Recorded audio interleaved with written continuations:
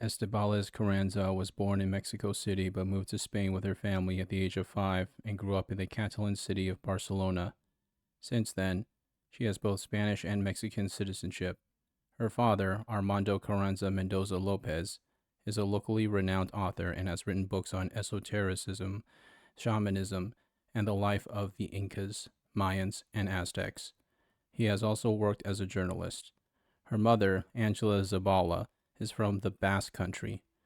Carranza also has a younger brother. As a child, she had a bad relationship with her father and would often fantasize about murdering him. Her father would treat her like she was not allowed to stand out and should not exist. She eventually grew up and went to college. She studied economics at the University of Barcelona at her father's request. While she was in college, she got engaged but complained that her fiancé regarded her as his property and treated her accordingly. They broke up after graduation because he just wasn't that into her. She did not take the breakup too well and fantasized about killing her ex by cutting his brake lines. She did not actually do it, though. Carranza left Spain and moved to Munich, Germany, where she worked as an au pair. She eventually quit being an au pair and took a job in an ice cream shop in a village near Nuremberg. It was at this ice cream shop where she met a man named Holger Holtz. Holtz was 14 years older than her and worked as a refrigerator salesman. He was instantly smitten and proposed to Carranza within weeks of meeting her. She said yes, and they got married in 2002. They moved to his hometown of Berlin to start their new lives. Carranza started working as a waitress in Berlin, but Holtz took all the money she made. He also took her papers so she couldn't leave the country and go back to Spain. He also abused her verbally and physically. Carranza put up with the abuse and later took another job in an ice cream shop, but her boss bullied her. He enjoyed humiliating her and even denied her access to the bathroom. She ended up being abused both at home and at work. But instead of just quitting her terrible job, Carranza fantasized about killing her boss and burning down his business. In 2005, Carranza and Holtz went to Vienna, where they opened their own ice cream parlor. Holtz kept all the money and spent his time looking at weapons and playing first-person shooter games. He also forced his wife to join the Hare Krishna religion against her will.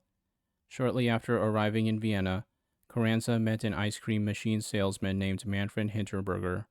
She eventually started having an affair with Hinterberger and divorced Holtz. For some reason, they kept living in the same apartment together even after they broke up. On April 27, 2008, Carranza returned to her apartment where Holtz also lived. After getting into a fight with Holtz, she decided she had enough of him. Holtz didn't want to move out of their apartment. In addition to that, she owed him money and she couldn't pay him back. She felt helpless, like she would never get her life back. She grabbed a gun and shot him 3 times from behind while he was playing on the computer, killing him. Carranza left Holtz's body in the chair for several days after the murder. She tried to burn the body, but it created a lot of smoke, so she abandoned that idea. She then bought a chainsaw and cut up the body and put the parts into plastic bags and tossed them in the freezer. She then put the parts into containers filled with concrete and put them in the basement of the ice cream parlor. If anyone asked about Holtz's whereabouts, she told them that he had joined a cult in India, which is why he had not been reported missing. After killing Holtz, Carranza continued her affair with Hinterberger and moved in with him. Hinterberger also invested a lot of money in the ice cream shop, which made Carranza indebted to him. Carranza was normally a submissive partner who would do anything for a man.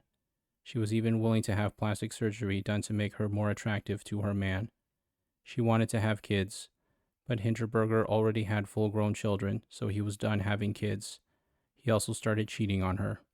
Carranza felt like she had a plastic bag over her head and felt like she just had to get out. She decided to kill him. She learned lessons from her first kill and improved her methodology. She did not want to make mistakes again, so she took lessons at a shooting range to improve her marksmanship. She prepped the kill site by lining the floor and walls with plastic to make it easier to clean up the blood splatter. She waited for Hinterberger to fall asleep before she shot him 4 times in the back of the head.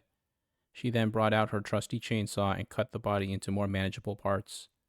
If anyone asked about the chainsaw noise, she would just tell them that the noise was from a new ice cream machine. She put the body parts in containers filled with concrete like she did to Holtz, whose corpse was still in the basement of the ice cream parlor. But she could not explain Hinterberger's disappearance as easily as Holtz's. So after many people kept inquiring about Hinterberger's whereabouts, Carranza decided to report him missing 4 days after she killed him. She moved on with her life and started dating a guy named Roland, and got pregnant. On June 6, 2011, a water pipe had burst in the basement where Carranza kept the gun and dead bodies. The landlord called plumbers to repair the pipe. The plumbers discovered the gun in concrete-filled containers. Carranza was careless and had a leg sticking out of one of the containers. The police were called and the body parts were brought out one by one. Carranza emptied her bank account and safe deposit box, had her trusted cleaner fetch her passport and savings book, and took a taxi to the airport. She booked a ticket to Paris, France, but did not get on the plane because the police were searching for her and were already at the gate to arrest her. She got into a taxi that drove her to Italy, where she checked into a boarding house under the fake name Tolmezzo. The Italian police were searching for her, so she left the boarding house the next day right before the police arrived to arrest her. Carranza went to the city of Udine, Italy, and seduced a street performer so she could spend the night with him and avoid capture. But her already unstable mind was unraveling even further due to the stress of life on the run. She began babbling about body parts, thoughts of suicide, and was not making any sense. The street performer thought that this was suspicious and called the police, possibly saving himself from becoming victim number 3. On June 10, 2011, at around 7:30 a.m., Carranza was arrested in Udine, Italy. The Austrian authorities immediately submitted an extradition request for her. She was 2 months pregnant at the time. She broke under the interrogation immediately and confessed to the murders. On June 24, 2011, Carranza was extradited to the Austrian judiciary and remanded in custody on 2 counts of murder. On January 11, 2012, she gave birth to a son who was immediately handed over to his father. You would think that Carranza's baby daddy would steer clear of this black widow, but unfortunately, he is a simp. In March 2012, the two got married in the prison. A psychiatrist determined that Carranza was extremely dangerous and was sane during her crimes. A shrink diagnosed Carranza with a serious personality disorder and said that she could commit serious crimes again if she was freed. She has always submitted completely to her partner in relationships, but has never been happy in this position. And since she was not able to end the relationship like a normal person, she turned to murder. On the first day of the trial, Carranza made a full confession to all charges and described her actions as disgusting. She felt miserable after the murders, but could not take her own life.